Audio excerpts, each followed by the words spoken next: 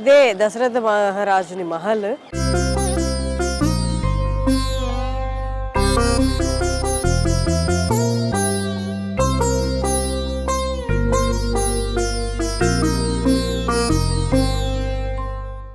ఇప్పుడు మనం నా వెనక ఉంది కదా, చూస్తున్నారు కదా, ఇదే మహల్. ఇది జస్ట్ ఎంట్రన్స్.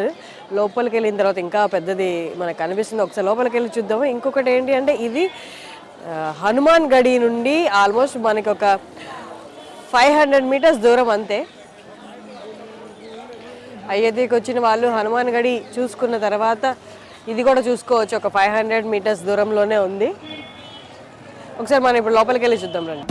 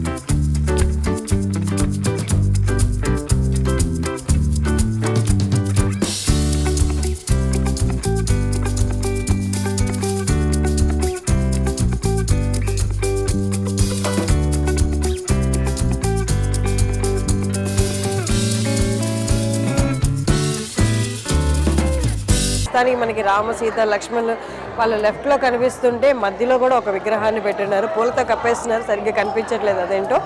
రైట్కి కూడా ఇవన్నీ అంటే పెట్టిన విగ్రహాలు. దశరథ మహారాజుని మహల్లో వాళ్ళు విగ్రహాలు పెట్టుకొని విగ్రహాలను పూజిస్తున్నారు. చూడొచ్చు ఆ పైన అంతా కూడా మనకి గోల్డ్ పెయింటింగ్స్తో ఉన్నాయి. దశరథ మహారాజుని నాకు తెలిసి ఇది మెయిన్ స్థావరం అయి ఉంటుందేమో, అందుకే ఇక్కడ విగ్రహాలను పెట్టారు.